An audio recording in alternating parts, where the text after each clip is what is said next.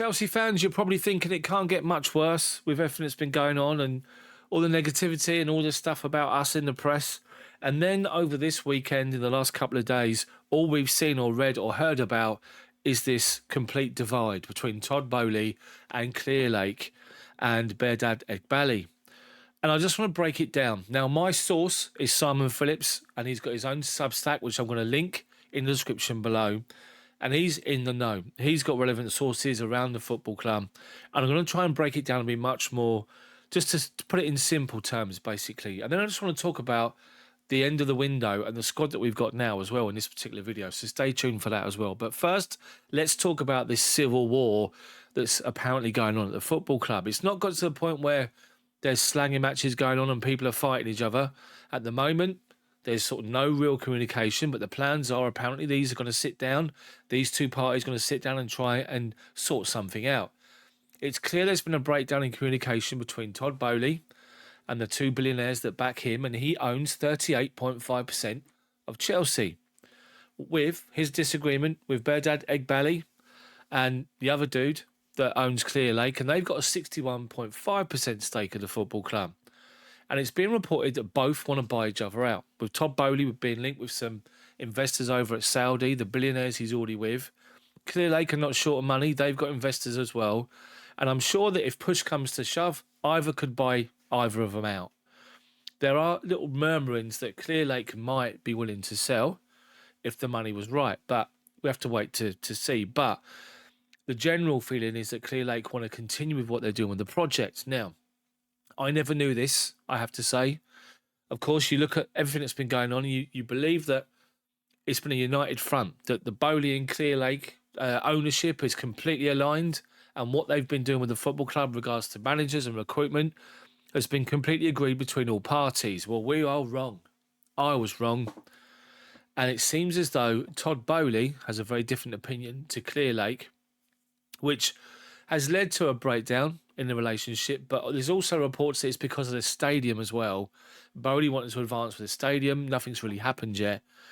So that sort of led to this disagreement between the ownership. Now, what I'm reading is that Clearlake are the ones that have this view of buying young, because what happened is as that talent grows, it will become more successful and will be sustainable over a period of time.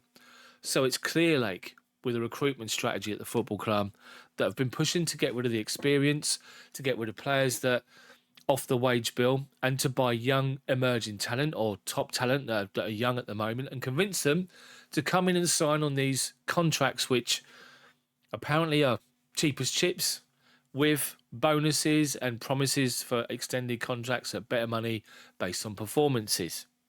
So it's Clearlake that was driving that particular side of the recruitment. And the reports are, the opinion is that Todd Boehly completely disagree with that recruitment. If anything, it's been reported that Todd Boehly actually agrees with the fans and believe that we should have more of a balanced approach with experienced players as well as youngsters coming into the squad. You know, a pretty much standardised approach for common sense football. But it's key. Boehly agrees with the fans. Boehly disagrees with the way the recruitment structures or the strategy's been done. And he would have kept some of the experienced players rather than get rid of them, which is interesting. Very, very interesting. There's also reports that he's an advocate for the academy. So if you can imagine, with the academy players going, that sort of led to this breakdown. And you just have to look at it and think, this is just, again, it's just a nonsense we don't need to worry about. We don't need to hear about, but we're having to hear about it. There's been so much speculation. There's been so much talk. There's been so much opinion about our football club, as there always has been ever since Roman turned up and did what he did and just changed football. But this is something that you're during an international break. We're all having a bit of a relax with it. We're looking forward to Bournemouth on Saturday. And you sit and read this nonsense and you're just thinking, oh my God, really? It's just gone from mad to worse. So I want your opinions, people, on what I've just told you there, because I was not aware of that. I always thought that both were aligned, Boehly and Clearlake, on the recruitment structure. And one thing I've also forgot to add here, which is vitally important for you guys to understand.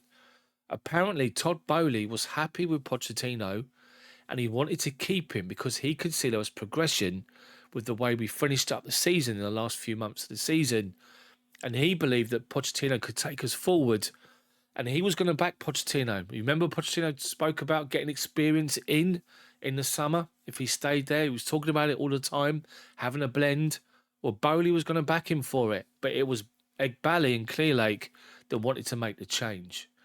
So I have to apologise for anything that I've said to Todd Boehly if it's out of line and all this, because I was way off. I never knew this, and I'm sure there's plenty of you guys that don't know this, that didn't know this either. That there's this divide between the two, and it's actually differences of opinion, real big differences, which are key.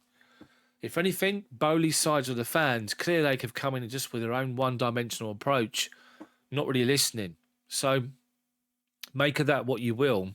So let me know what you think about this situation, what I've just told you there, if it's a surprise to you or not, because it was to me. So that's that. And I just want to finish up with what happened at the end of the transfer window. Obviously, a disappointing result against Palace, great result against Wolves, showing the real potential we had in the football club. But after the transfer window finished, I tweeted out saying, well, we need to make 5 changes every game now, literally every single game. Because if we play this 4-2-3-1 formation, that front four, the striker and the 3 playing in behind, you could change all 4 players at half time in every game, or, you know, rotate them, and one of them's one set of 4 players starts and the other set come on after 60 minutes, and just keep doing that, but utilise the squad. Because let's just say a group of players play together. They're a set group number 1. So say Jackson up front, Neto on the left, Palmer in the middle, and you've got Madueke on the right. That's set number 1. Set number 2, Nkunku up front. You'll have Mudryk on the left-hand side. You'll have João Felix in the middle. And then you'll have Jadon Sancho on the right-hand side. It leaves Mark Guiu out in the stands, unfortunately. But for those 8 players who probably command, based on their talent, a start anyway, it's just crazy. It's crazy what we've got. Either groups. That first group I spoke to you about, Jackson, Neto, Palmer, Madueke.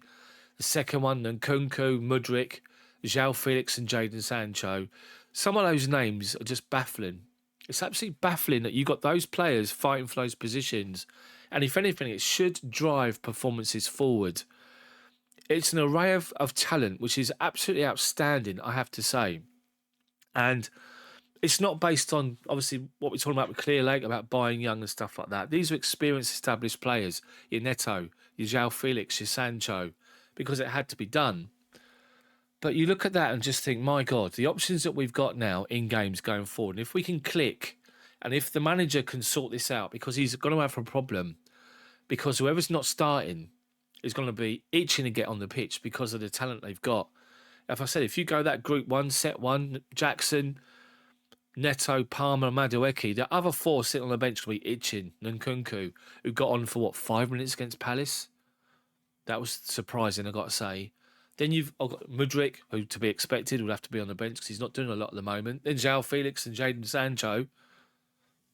It's staggering. It's absolutely staggering. So let's see what happens going forward with the football club and the ownership, and also what happens with the playing staff, because we have to focus on the squad we've got now rather than those are not playing that have been just banished from the squad. Let's just focus on the squad that we got, the games we've got coming up.